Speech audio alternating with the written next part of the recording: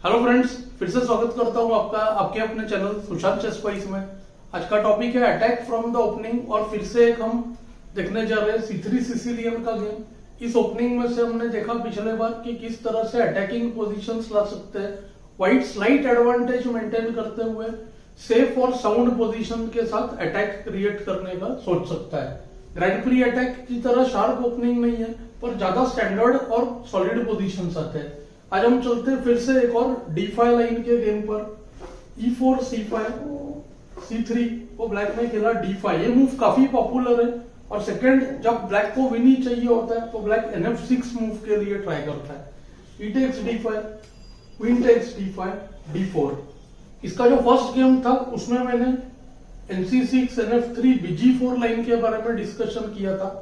उसमें मैंने जिक्र किया था कि ब्लैक कई बार E6 NF6 करके बिशप को अंदर ही रखता है और D4 पॉन पे प्रेशर डालने की कोशिश करता है और ये बिशप B6 करके BB7 से निकाल सकते हैं।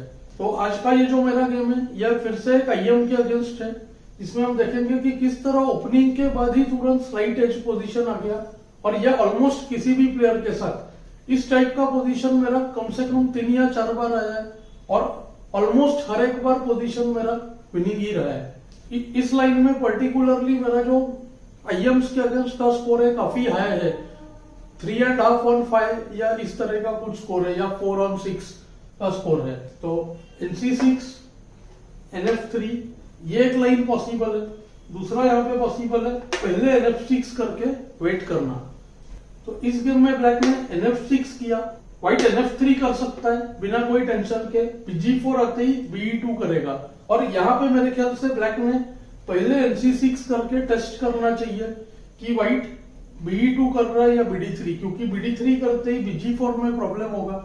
तो NC6 करने के बाद मेरे ख्याल से गेम जैसे ही व्हाइट जो है बिशप E3 खेल सकता है। दिखने में बिशप खराब है E3 पर CD को एक बार बिशप E3 हो जाए तो हम CD करके NC3 नहीं करेंगे, फिर हम night takes D4 night D4 BD4 इस बिशप को अटैक के लिए यूज करेंगे। ये इस सेटअप का मेन प्लान है। उस पोजीशन पे हम बहुत जल्दी आएंगे। ब्लैक ने इस गेम में E6 तुरंत खेला तो BE3। इस जगह पे मैं चाहे तो BD3 भी कर सकता था अगर मुझे बिशप और जगह पे लाना होता। तो BD3 के बाद हमारा standard CD BB4 check NC3 के बाद पैराबोटविनिक अटैक टाइप का पोजीशन आएगा कारोकन का, और स्टैंडर्ड पोजीशंस के लिए हम सोच सकते हैं। तो इसमें मैंने BE3 का आइडिया यूज किया। दिखने में बिशप मिसप्लेस लगता है, इस बिशप के लिए हम वेट कर रहे हैं। कई बार ये बिशप C4 पे आता है। थोड़ा सा इंटरेस्टिंग थ्योरी बताऊंगा इधर। अब NC6, अब देख सकते हैं हम, दिखने में लग रहा है DC कर सकते हैं, पर DC बहुत ही ज्यादा रिस्की है क्योंकि DC के बाद QD1 KD1 पॉन मिलता है टेम्पररीली, पर पोजीशन खराब हो जाएगा। और उसके बाद नाइट D5 और नाइट E4 के बाद B4 करके पॉन बचाना इतना सेंसिबल नहीं है क्योंकि C3 वीक होगा तो फिर B1 का नाइट कैसे निकालेंगे। तो ऑफकोर्स इस ओपनिंग के पीछे ऐसा कोई आइडिया नहीं है कि ओपनिंग के बाद ही खराब पोजीशन लाना। तो यहाँ पे एक स्टैंडर्ड आइडिया जो चलता है वो देखिए नाइट A3। दिखने में बड़ा अजीब मूव है। इस नाइट A3 के पीछे 2 आइडियाज होते हैं। एक तो कुछ लाइंस में CD को बिशप C4 करते हैं जब E6 पे पॉन नहीं होता है, स्पेशली उस केसेस में, और फिर क्वीन E4 कर नहीं पाता ब्लैक क्योंकि BF7 चेक का टैक्टिक्स बनता है। उस टाइप के लाइंस को हम फिर कभी डिस्कस करेंगे। दूसरा आइडिया होता है अभी बिशप A3 का थ्रेट है, दिखने में लग रहा है D takes E3 होने वाला है। CD मारने पे BA3 के बाद क्लियर माइनस होगा, पर यहाँ पे व्हाइट का आता है स्ट्रॉन्ग मूव NB5। ये इंटरमीजो बहुत यूजफुल है। मैंने आपको बताया था D4 पे व्हाइट पीस से लेना चाहता है और अभी देखिए NC7 चेक में क्वीन लेने का थ्रेट है, तो D takes C3 तो कर नहीं सकता है। Queen D8 almost only move है, तो क्वीन D8 और उसको नाइट BD4। अब यही जो है लाइन, ये पोजीशन व्हाइट चाहता है और इसी के ऊपर मेरा जो मेन प्रिपरेशन है बेस्ड है। तो अब आपको ध्यान में आएगा कि नाइट इंटू C6 करके हम खराब पॉन स्ट्रक्चर देने वाले हैं उसको। व्हाइट 2 रीजन के लिए इस पोजीशन को चुनता है। एक तो डबल बिशप्स D3 और D4 पे करके किंग साइड अटैक करना, और दूसरा 3 पॉन्स वर्सेस 2 पॉन्स में यहाँ पे क्वीन साइड में मेजोरिटी पासर बनता है जो कि एंड गेम में एडवांटेज बन सकता है। तो ये 2 में से एक आइडिया व्हाइट को मिलता है। उसके वजह से व्हाइट इधर अटैक का पोजीशन या तो एंड गेम में कांस्टेंट प्लस पोजीशन ले सकता है। और ये जो पोजीशंस है स्पेशली अपने से 200-300 पॉइंट्स हायर प्लेयर्स के साथ बहुत अच्छा काम करता है। यानी जब भी मैंने आईएम्स के साथ खेला है तो इसका एक साइकोलॉजिकल प्रेशर उस पर होता है कि उसको ड्रॉ नहीं चाहिए, तो हम इनिशिएटिव के लिए फाइट भी कर सकते हैं और हमें भी ड्रॉ नहीं चाहिए, पर वो सोचता है ड्रॉ हो जाएगा तो उसको तो नहीं चलेगा, राइट। पर इसी साइकोलॉजी का हम फायदा उठाना चाहते हैं। तो knight takes d4, bishop takes d4, bishop e7, bishop d3, exactly यही पोजीशन चाहिए। अब नाइट e5 पे आएगा और क्वीन किंग साइड पे ट्रांसफर हो जाएगी, क्वीन f3, क्वीन h3, ये एक स्टैंडर्ड प्लान है। तो फॉर एग्जांपल अगर यहाँ पे तुरंत कैसल करें तो आप देख सकते हो नाइट e5 आएगा और बहुत जल्दी bd7 करते ही देखिए qf3 और ब्लैक को बिशप c6 लाने का मौका ही नहीं मिलेगा और ऑलरेडी क्वीन h3 होके हम किंग साइड पे पॉन मूव्स कराना शुरू कर दे रहे हैं। तो ये पोजीशन आप देख सकते हो व्हाइट क्लियरली बेटर है। इसके लिए मेरे ओपोनेंट ने इधर खेला bd7 ताकि बिशप c6 जल्दी ला सके, उसको भी नाइट e5, अब बिशप c6, अब यहाँ पे कैसल भी पॉसिबल है, क्वीन d5, उसको नाइट c6, पर मैंने सोचा पहले पॉन वीक कराते हैं, knight takes c6 bc। Pawn weak से ज्यादा इधर क्या है कि डबल बिशप भी है और मेरे को आगे चल के 3 वर्सेस 2 का मेजोरिटी बनाना इजी होगा। तो ये बिशप के अटैक के लिए मेनली मैंने किया है, ऊपर से क्वीन साइड मेजोरिटी तो ऑप्शन भी है। तो इसमें क्या हो रहा है, स्ट्रॉन्गर ओपोनेंट के ऊपर प्रेशर बढ़ता है, वीकर के ऊपर तो कोई प्रेशर नहीं पड़ता है क्योंकि उसमें तो हमें ही अपना एडवांटेज प्रूव करना होता है। तो उस हिसाब से भी ये किंग साइड अटैक बनाने के लिए पोजीशन बहुत ही सही है। क्वीन f3 आएगा, रूक d1 और कैसल करके रूक e1, फिर रूक लिफ्ट से किंग साइड पे बहुत अच्छा अटैक बनता है। चलिए गेम पे चलते हैं। यहाँ पे कैसल, उसको शॉर्ट कैसल और queen e2, instant queen f3 करने से queen d5, queen h3, queen h5 इस तरह का प्ले हो सकता है। वो भी व्हाइट का थोड़ा प्लस ही है बिशप पेयर के वजह से। पर जैसे कि मैंने बताया मैं किंग साइड पे अटैक चाहता था तो क्वीन e2 में अब रूक d1 आने वाला है। एक प्लान ऐसे होता है, रूक d1 लाते हैं, बिशप c2 या b1 करते हैं और qd3 से किंग साइड पे थ्रेट होता है, बिशप f6 करके qh7 मेट का, तो हम g6 करना फोर्स कराते हैं। अब वीकनेस हो गया थोड़ा सा, g6 करने के बाद क्वीन e3 या h3 से क्वीन h6 जाएगी और रूक d3, रूक h3, रूक शिफ्ट होगा। देखिए कितना सिंपल तरह से जो है अटैक बिल्ड हो जा रहा है। कई बार देखिए इस तरह के पैटर्न्स बनते हैं कि इसमें बहुत अलग अलग मीटिंग आइडियाज। ये बिशप्स देखिए दोनों ही बहुत ही पावरफुल है, nh5 को रूक h5 on the spot lost, g7 पे भी मेट है, h7 पर भी। ऑफ कोर्स मैंने व्हाइट के एक्स्ट्रा मूव्स किए तो ब्लैक भी कुछ करेगा, चलिए देखते हैं क्या। ब्लैक ने खेला c5 ताकि ये बिशप इधर सेटल नहीं हो सके, बिशप e5 और अब वो नाइट d7 करके इस बिशप को यहां से हटाना चाहता है। आप देख सकते हो तुरंत नाइट d7 बहुत ही खराब है, उसको आएगा रूक d1 क्योंकि नाइट e5 के बाद bh7 चेक में क्वीन चली जाएगी और लास्ट में नाइट भी चला जाएगा। और यहाँ पे एक और थ्रेट बन गया अभी, bh7 check, king h7, qd3 check में d7 पे जो है नाइट चला जाएगा, यानी कि पॉन डाउन हो जाएगा उस पोजीशन में। तो ये पोजीशन हो जाएगा क्लियर माइनस। तो nd7 अभी नहीं हो रहा है। ब्लैक ने किया qb6, रूक d1, उसको रूक f8 क्योंकि इस रूक के पास चॉइस है b8 और c8 का आगे चल के। अभी तो b8 नहीं हो रहा है पर शायद c8 आनेगा, तो f रूक को d8 लाते हैं। अगर a रूक को d8 लाए तो f8 का रूक कुछ नहीं करेगा।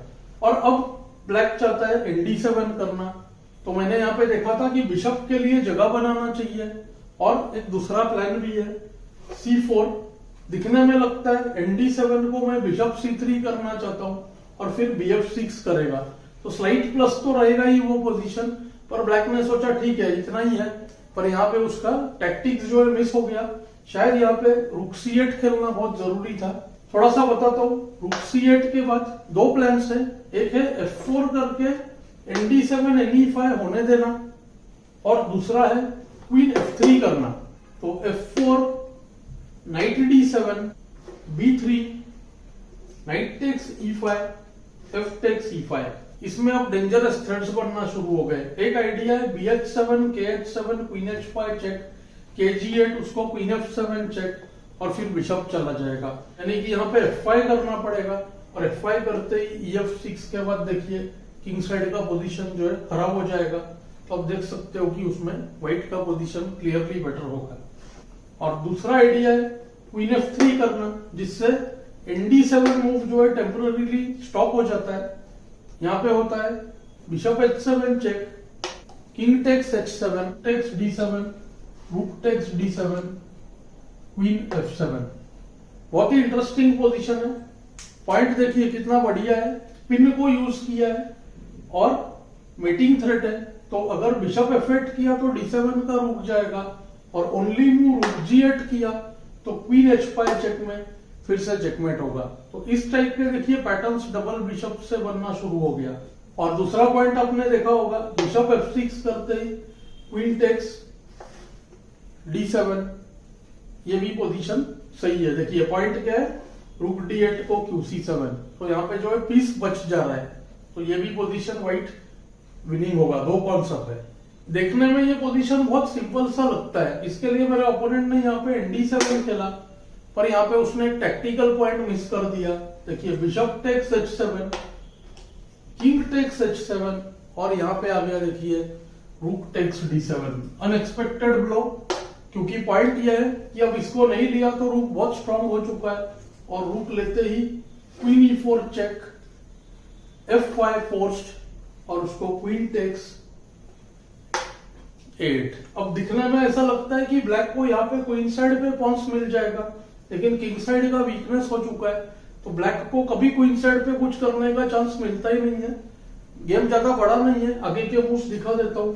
रूक D8, उसको क्वीन F3, उसको क्वीन A6, C4 और A2 पे अटैक। तो B3 एक छोटा सा ट्रैप सेट किया है। अगर queen takes A2, queen H5 check, KG8, queen G6। आप देख सकते हो पोजीशन बुरी तरह से फंस चुका है। BF8 शायद फोर्स्ड, उसको queen E6 check, king H8 और यहाँ पे सिंपल क्वीन टेक्स F5 के बाद आप देख सकते हो व्हाइट H4, H5, H6 करके यहाँ पे प्रेशर डाल सकता है। तो ये पोजीशन व्हाइट का ऑलमोस्ट विनिंग है। ऑफ कोर्स ओपोनेंट ने ये देख लिया तो उसने खेला बिशप G5, उसको H4, फिर से छोटा सा टैक्टिक्स, बिशप को पीछे फोर्स कर रहे, BH4 को क्वीन H5 चेक, बिशप चला जाएगा, BH6, H5, G6 का वीकनेस एक्सप्लॉइट हो रहा है। फिर से सेम प्रॉब्लम, अगर क्वीन टेक्स A2 ले, QG3, आप देख सकते हो ये अटैक QG3 वाला कितना डेंजरस है। अब दो थ्रेट्स है, एक है क्वीन G6, किंग H8 को क्वीन टेक्स H6 और दूसरा अगर E6 को बचाने की कोशिश करे, फॉर एग्जांपल क्वीन A6, तो यहाँ पे पहले रूक A1, QB6, queen G6 check, KG8 और आप देख सकते हो डेडली टैक्टिक्स BG7 और H6। पोजीशन बुरी तरह से लॉस्ट है। मल्टीपल आइडियाज पॉसिबल है। QC7 करने पे तो E6 भी चला जाएगा, रूक D7 करने पे क्वीन E8 चेक में D7 चला जाएगा, यानी कि आप देख सकते हो ये पोजीशन अब गेम ओवर हो गया। तो यहाँ पे क्वीन G3 होते हुए देख उसने खेला G5, H takes G6, king takes G6, QH4 check और यहाँ पे उसने रिजाइन कर दिया। देखिए स्ट्रॉन्गर प्लेयर्स के साथ खेलते वक्त ये एक मेजर फायदा होता है, हमें भी पता होता है विनिंग है और उसे भी पता होता है कि उसका पोजीशन लॉस्ट है, जबकि वीकर प्लेयर के साथ उसे तो समझ में ही नहीं आता है कि उसका पोजीशन लूजिंग है। तो साइकोलॉजिकल एरर्स वीकर प्लेयर्स के कम होते हैं, आउटराइट टैक्टिकल एरर्स हो सकते हैं। पर यहाँ पे देखिए ओपोनेंट समझ गया कि अब इस गेम में कुछ बचा ही नहीं है। फॉर एग्जाम्पल देखिए KF7 को क्वीन H4 डबल अटैक है और किंग H7 को भी बहुत ही डेडली QH4। देखिए क्वीन E7 थ्रेट है तो रूक D7 रोकने पे आप देखोगे बिशप F4 और H6 का बिशप जो है फ्री चला जाएगा, यानी कि अब यहाँ पे कुछ डिफेंस ही नहीं है, बच जाएगा रूक G8 मूव, जिसको आप देख सकते हो रूक D1, रूक D7 बहुत ही ज्यादा स्ट्रॉन्ग है। या तो फिर पहले उसको फंसाए queen E7 check, bishop E7 और अब लाए रूक D1। ये भी आप देख सकते हो कि ऑलमोस्ट G7 का बिशप जो है बाय फोर्स चला जाएगा। मल्टीपल थ्रेड्स है, रूक D3, रूक H3 हो सकता है, रूक D7 हो सकता है। तो इस ओपनिंग को मैं इस तरह से धीरे धीरे गेम स्टडी के थ्रू सारे लाइंस कवर करने की कोशिश करूंगा और बाद में एक लेसन जिसमें जो अंदर के वेरिएशंस बच जाएंगे उनको भी कवर कर दूंगा। तो इसमें आपको गेम का भी मजा आएगा और एक अटैक का जो प्लान बन रहा है ओपनिंग के बाद तुरंत कैसे हम कर सकते हैं वो भी आइडिया आ जाएगा। मुझे उम्मीद है आपको ये लेसन्स पसंद आ रहे हैं। मुझे कमेंट्स में जरूर बताएं। Thanks for your time.